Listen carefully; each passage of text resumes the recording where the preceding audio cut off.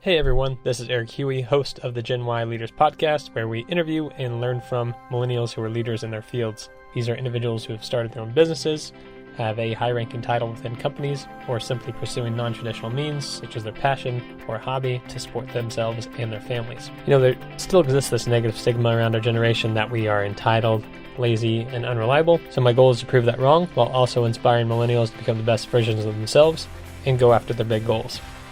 On today's episode, we learn from Brent Vogel, a good friend of mine for quite a few years. And today's topic is all about sacrifice and overcoming adversity to reach goals. Brent was a walk-on for track and field at the University of Central Missouri and went on to become a national champion in the decathlon. Brent's journey involved injuries and setbacks as he pursued his dream of one day making it to the USA Championships and then the Olympics. But in recent years, he's had to pivot and make sacrifices in his career and in life to pursue what he was truly called to do. Here's my interview with Brent Vogel.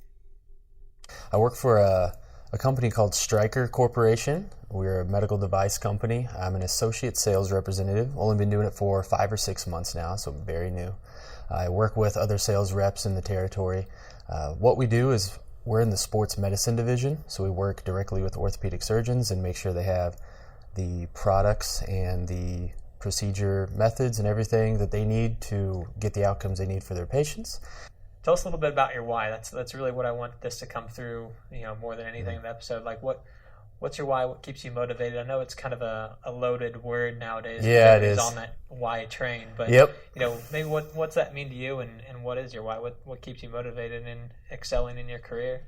Well, I'm glad we're talking about this because I feel like I have a very unique view on that question. Because you and I and our close friend Logan Freeman, we do a lot of personal development. And that's the biggest thing that everyone talks about is what's your why? You got to know your purpose. You got to know your passion. You got to know why you're doing this. But that stuff kept confusing me. Yeah. Every time I listened to it, every time I read it, and I try to, think about it, meditate, pray about it.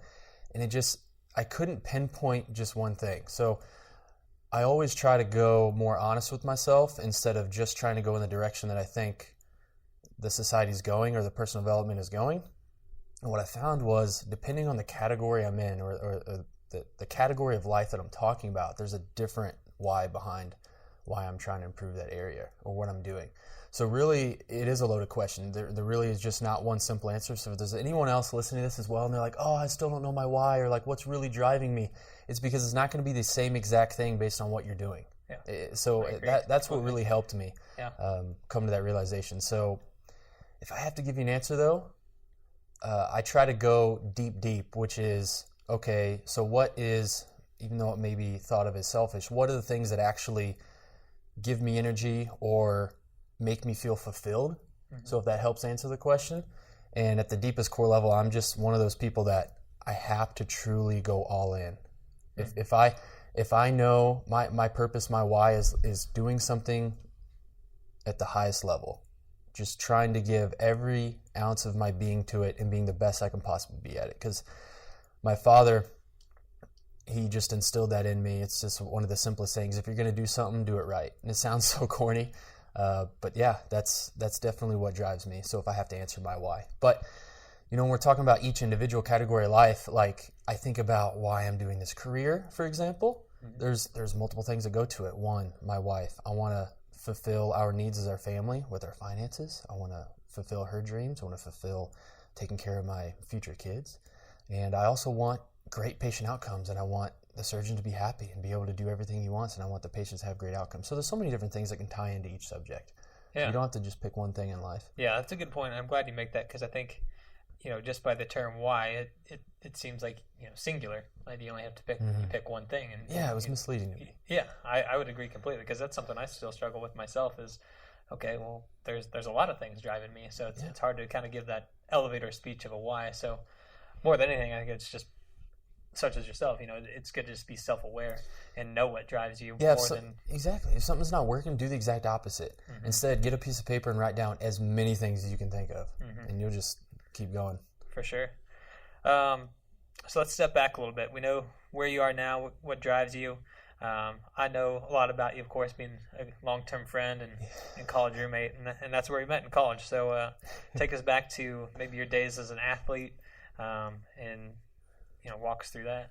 Yeah, it's a good it's a good place to start because, let's be honest, I don't have a lot of success or any success really yet in the marketplace. I'm very new to this career. I've done athletics my whole life.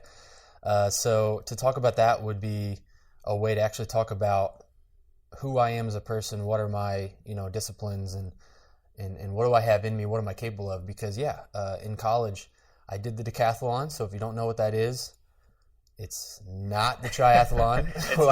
You're not running and biking as women. And it's not for everybody because it looks really hard. So it's 10 different events of track and field. So that is an event in college, not very popular, not very well known at the high school level. So that's why a lot of people don't know about it. Right. Yeah. So if you know Ashton Eaton, or if you watch the Olympics every 4 years, that's your man. They get the title as greatest athlete when they win the Olympic title in the decathlon. But anyway, I was a track athlete and a football player in high school.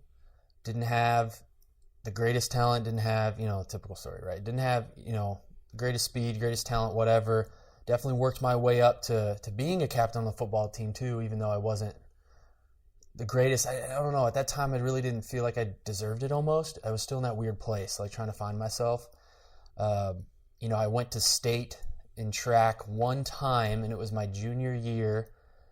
And I thought that was just the craziest thing to be at the state championship. And it was on a relay, so I wasn't good enough to do it in an individual event. But it was on the relay, and we took dead last. And we dropped the baton. Oh, man. What else could go wrong? Huh? Did the bus get a flat on the way there, too? Exactly.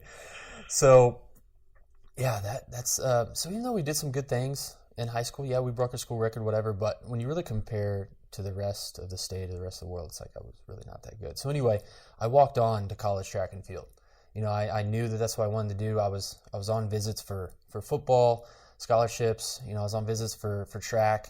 But I'll specifically remember being on a visit for football, and I kind of zoned out during one of the talks and the meetings. They were going over plays, and it just hit me. I was like, no, I'm a runner. Like, I just need to be in track. And the rest of that visit, I was just like, I need to get out of here. Yeah. And I went on some visits for track, and basically I found out, I just had some inspiring people in my life to help me kind of find my way, where I might fit in the best athletically. And I told myself if I was going to do something, I was just going to absolutely go all in. So when I walked onto track, I just had this long-term goal, like within 2 years, this is where I want to be, 3 years, 4 years here.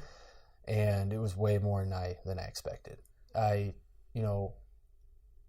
ended with 8 All-American titles in Division II and 2 national championships. And one of those broke the Division II national record in that event, in the heptathlon, which is the indoor version. So that sums it up. It was a wild ride.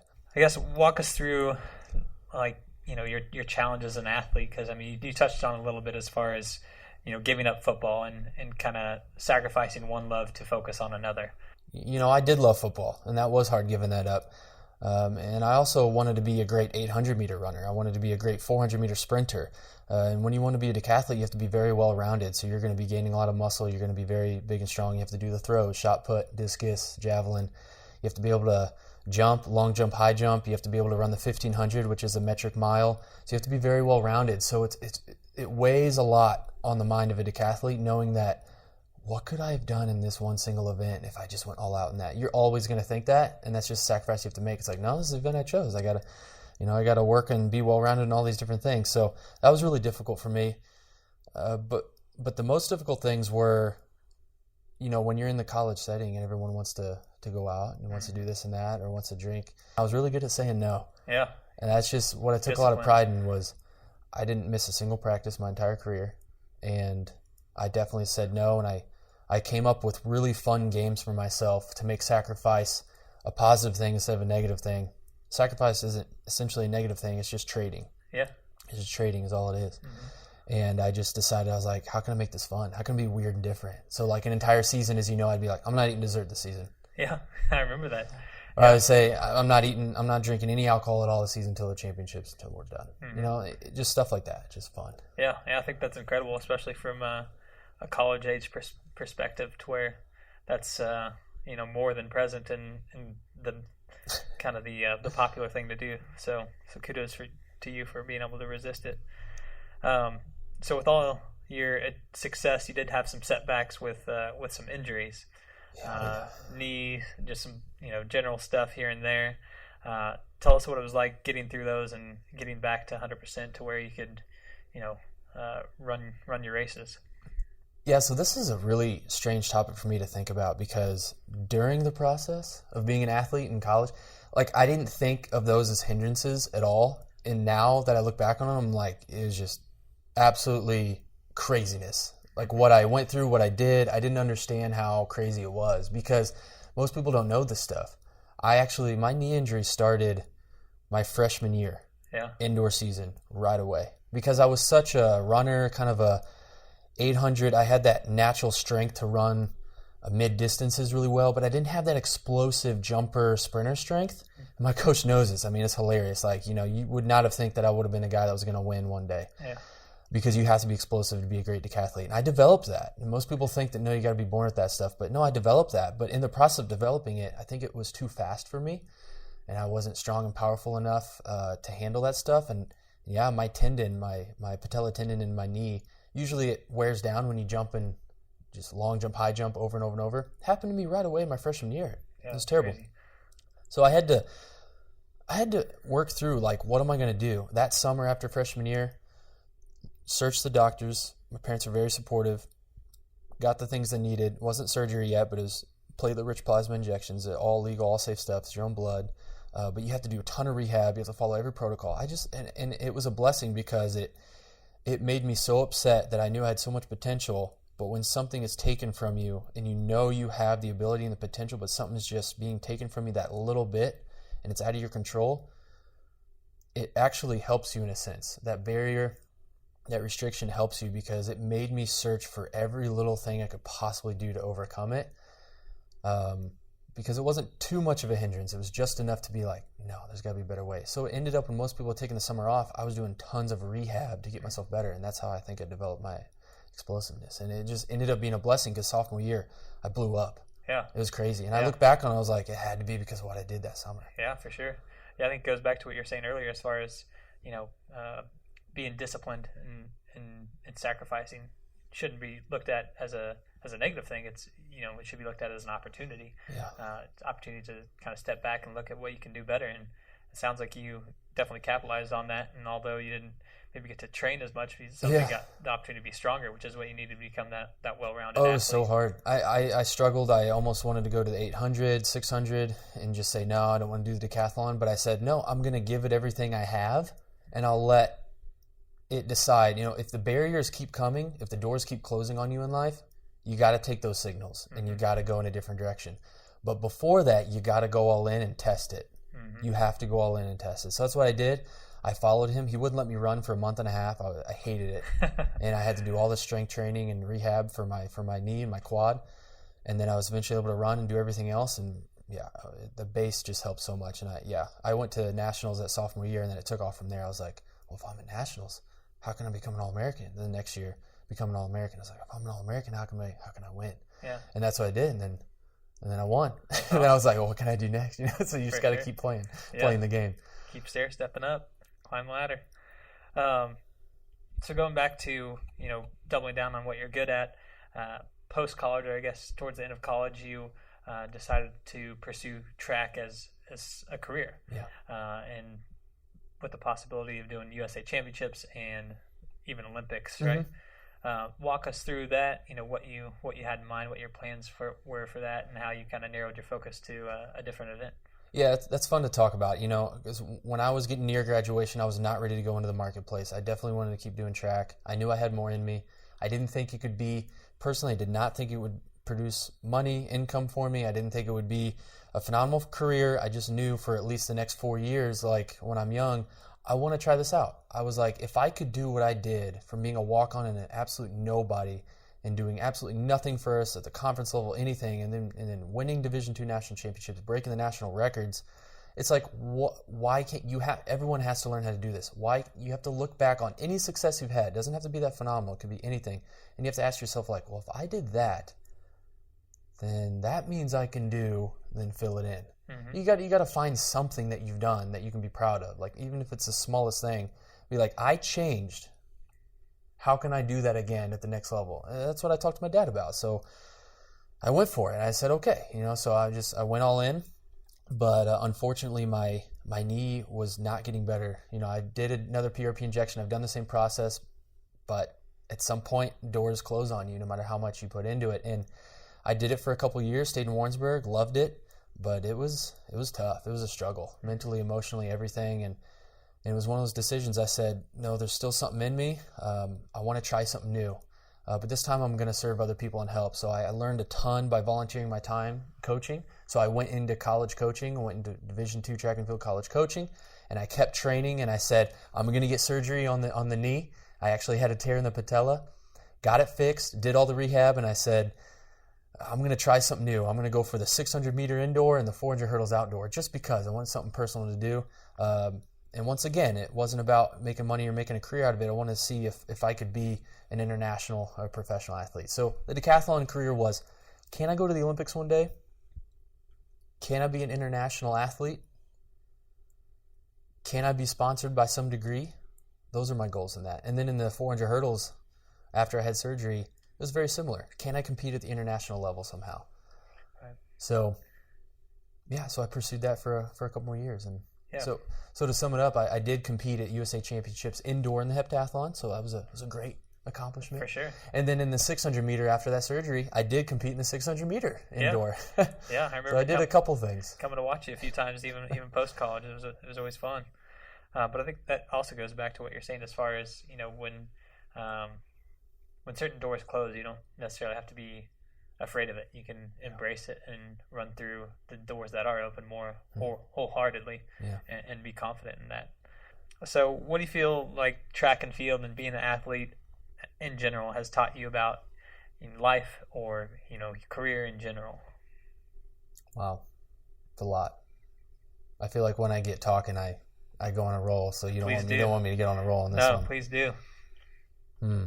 What has it taught me in life? Well, number one, it truly taught me that when you do submit and go all in on something, like only good can come from that. Only good can come from that. And that's what you should do. Because one of two things is going to happen. One, you're just going to absolutely obliterate everything you thought you could do. And you're going to be so much more than you ever thought you could be. Or you're going to hit a barrier in a closed door so many times that you're going to get your answer. Yeah. And you're going to get it faster. Mm-hmm. And you're going to move in a different direction. Yeah. So I learned, I mean, it was a great tool. Like athletics is a tool. You can use it to learn so many different things, but it's really just like anything else in life. It's really only a tool if you're actually applying everything, if you're actually trying to get something from it and actually doing what your coaches are saying and implementing all the different strategies. You can't just be there and think you're going to grow from it. I think half of my college team probably was just there. Yeah. Mm-hmm. No offense to them, but they probably didn't learn a lot of discipline or anything from it. Right. All right, Brent, we talked a lot about doubling down and sacrifice. And one thing that I want to get across to people our age is the importance of relationships, and no better than the relationship with your wife or your spouse.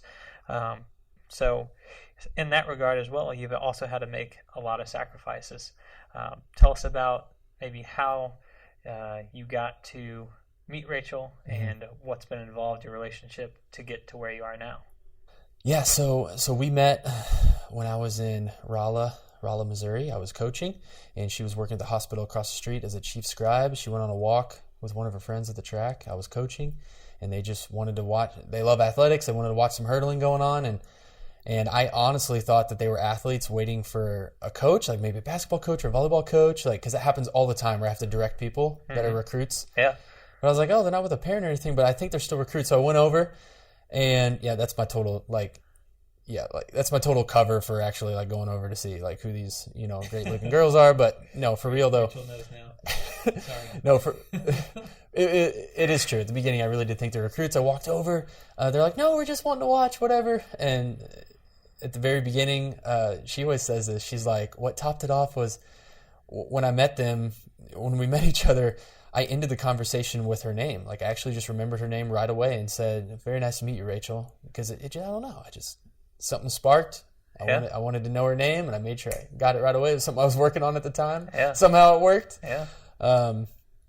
We talked on Facebook a little bit, started getting coffee, went on some dates, and it just took off so fast from there. And that was a big learning experience for my life, because I was truly at a point in my life where I didn't want to be dating anyone at the time. I was really trying to focus on my coaching career, getting started, and my athletics. And I went through some tough relationships just recently, and I wanted to find myself. I'm sure a lot of people have gone through those times. But that's when God gives you that blessing of, no, I have something even more powerful than you could have ever imagined. And it's never going to happen right when you think it's going to happen. So she came into my life, and it was confusing for me because she was such a good woman, such a blessing, such a peaceful person, like an angel, that it's almost like I'm not used to being around those type of people and those type of women, that I was like, I didn't get it. And I didn't know if, like, as a guy, when you're in like these hard places in life, you're like, is this right for me? Is she right for me? Right. Like, yeah, all it took was a couple coffee dates, though, and to actually go on a real date. We went on a run together, and we did, the weird stuff. No one does that, right? Yeah, what runners do. She smoked me in that run, by the way. Like, she's a natural athlete. It's hilarious. I was coming back from rehab and my surgery. Oh, yeah. I was like, are we done yet? Running one-legged practically. Yeah, but she killed me that. But anyway, I started being more honest with myself. I was like, she's just an amazing, genuine person. I was like, I'm the one that needs to learn from this. And yeah, I just fell in love with her for that. And when it took off, she was changing her career. She decided she wasn't going to go to med school. She wanted to go to physician assistant school. She realized she was going to end up in St. Louis.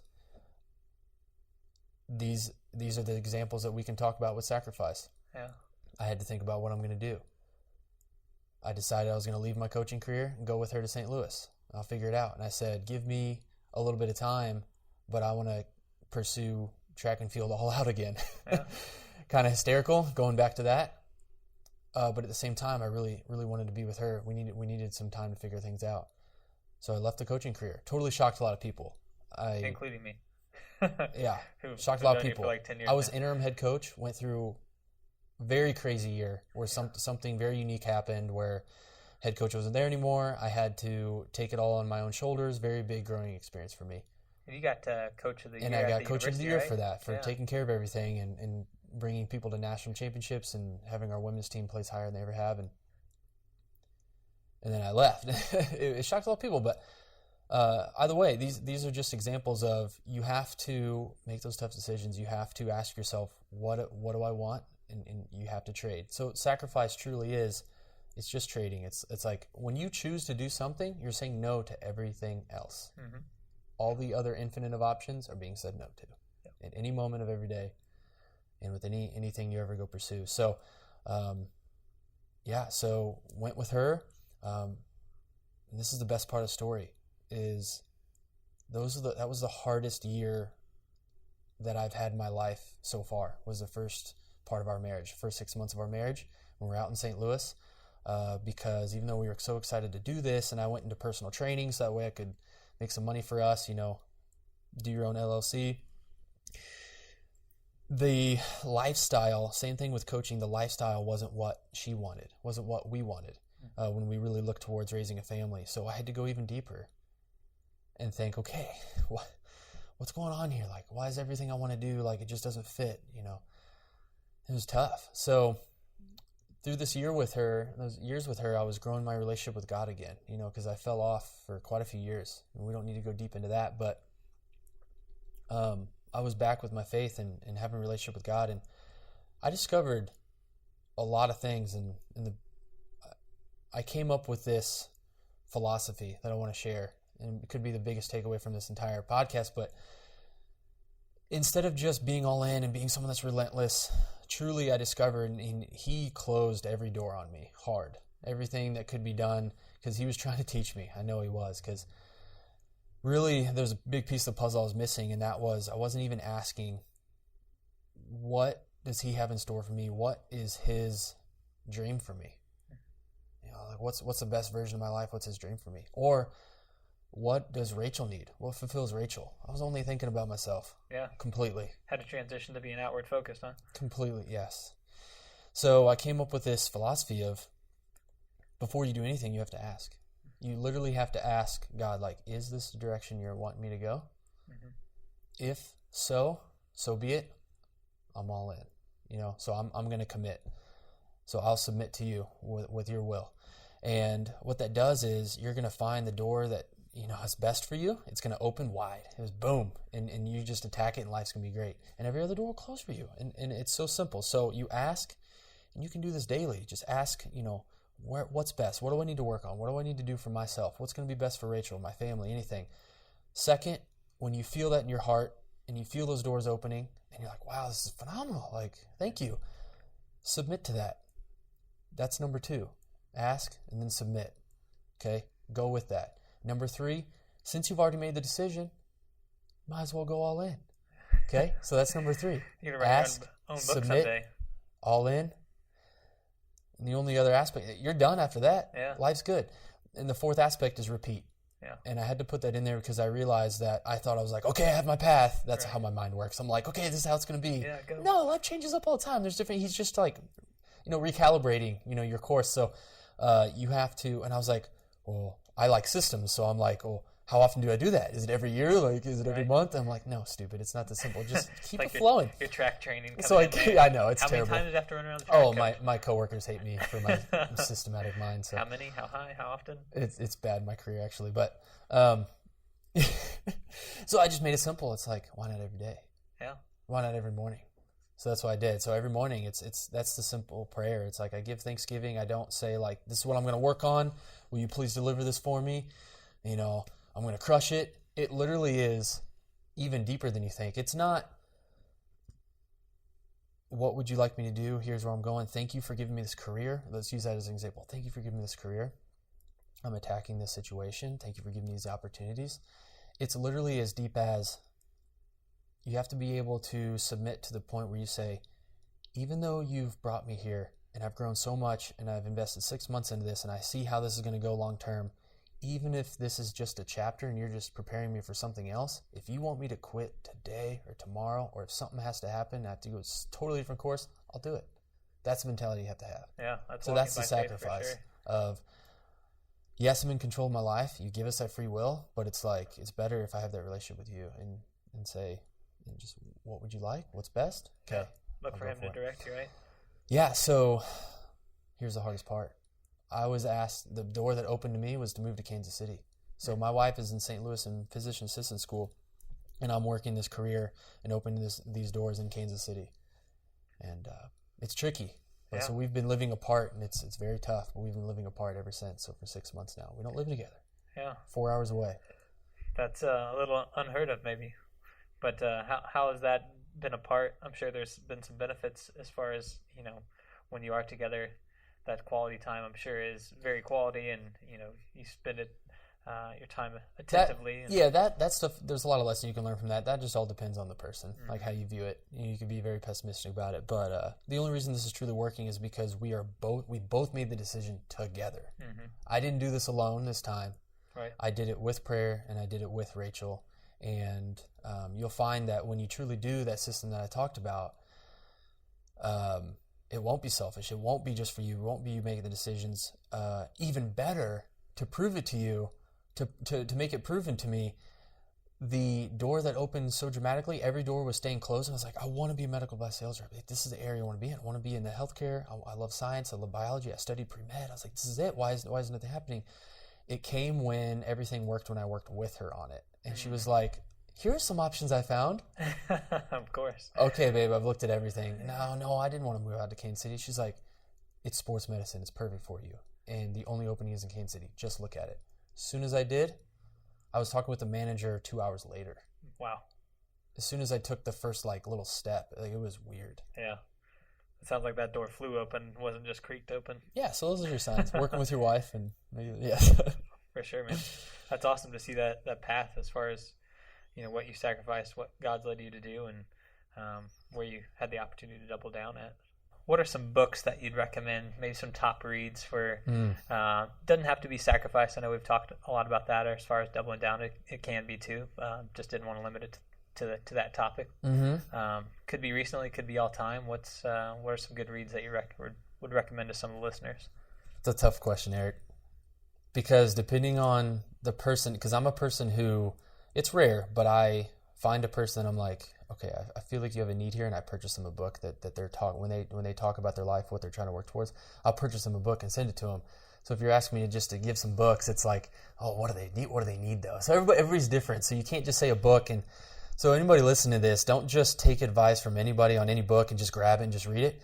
You gotta pick and choose. Like, what are you working towards? What do you need to work on? Mm-hmm. But I'll give you a handful, and then hopefully they can sift through them. I'll start with number 1. It's called Perfectly Yourself. So if I can give anything, I don't want to go any too niche. So you got to start with yourself. It's called Perfectly Yourself. I read it just a year ago.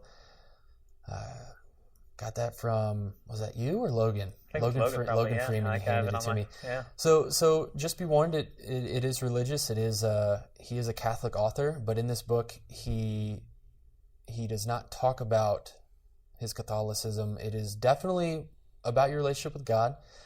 So anyone that doesn't have that relationship or chooses not to, it might be a difficult read. But anyone really can read it, even if you don't have any faith.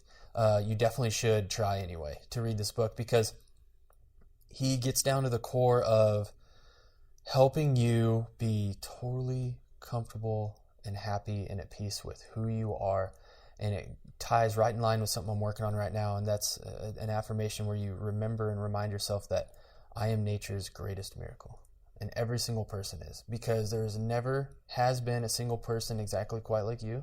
There never can be, and there never will be. Every single person can say that. So this Perfectly Yourself talks about, just think about that theme, and then think about like 7 different chapters where he can help you become perfectly yourself. And you should go into the world not trying to just fake it or be weird. You just, yep, this is me. Yeah, and it definitely is with your relationship with God. So be warned on that. But that's the most beautiful part. I mean, you got to at least attempt that. If you don't have the faith, you got to at least hear what this guy has to say. Mm-hmm, for sure. What are some of the other ones? You said you had maybe a handful that would be more broad spectrum. Yeah. That's a good one to start with. Internal reflection and understanding who you are and who God made you to be. Yeah. Essentialism is a big one, as you can tell, looking in my living room. Essentialism was profound. You handed me that one. Yep, you showed me that one. That's a good one. That helps you slim down your life and get down to the bare bones of what's most important in life. Yeah, I think that people who haven't read that or gotten much on that topic, I think it's not to be confused with minimalistic or minimalism, although there's some similarities, of course, as far as generalities. But I would say minimalism is getting less stuff, more like objectivity, and essentialism is more subjectivity as far as your outlook on things or what you take on, whether that be workload or interests, hobbies, things like that. Yeah. Would you agree with that? No, I agree. Thinking back on that, yeah. It definitely helped me with my job right now, remembering like how to narrow things down and eliminate a lot of distractions. Yeah. Essentialism is all about, I think the phrase they use throughout the book is discerning the trivial many from the vital few. So really focusing. That was it. Yeah. That's a quote. Yeah, exactly. That was it, yeah. That's Greg McKeown, I think is how you pronounce his name. Greg McKeown, author of that book, not me. So not to give any royalties to me, so keep that guy in mind. So something that really resonates with me, The Compound Effect by Darren Hardy. Love Darren Hardy. Mm-hmm. That one resonates with me. If you want to know the type of person I was and what worked for me, call it Compound Effect. Yeah. I mean, just when I read that, I was like, yep, that's definitely me. That's awesome, man. Well, I think we're about done. I want this podcast to be a resource for people. So if you don't mind, would you mind giving out like your Twitter handle or your email or LinkedIn, or where can people find you if they want to get in touch with you and ask for advice or get your take on these books or athletic training and whatnot? Please, if anyone wants to contact me and talk about these things or want a book, because I actually have a massive bookshelf and we only went through a couple. You want some ideas? Brent.michael.vogel. It's my name. That's at gmail.com. Awesome. Hit me up. That wraps up today's episode. I want to thank you all again for listening. My name is Eric Huey, and my goal is to provide you with inspiring content that helps you do your job better or go after your big goals. I'd appreciate your feedback with a rating or review on whichever platform you found the show. And if you'd like to share your feedback directly, or if you know someone who would be a great guest on the show, feel free to email me directly at GenWhyLeaders@gmail.com. That's GenWhyLeaders@gmail.com. Thanks again. I'll see you next time.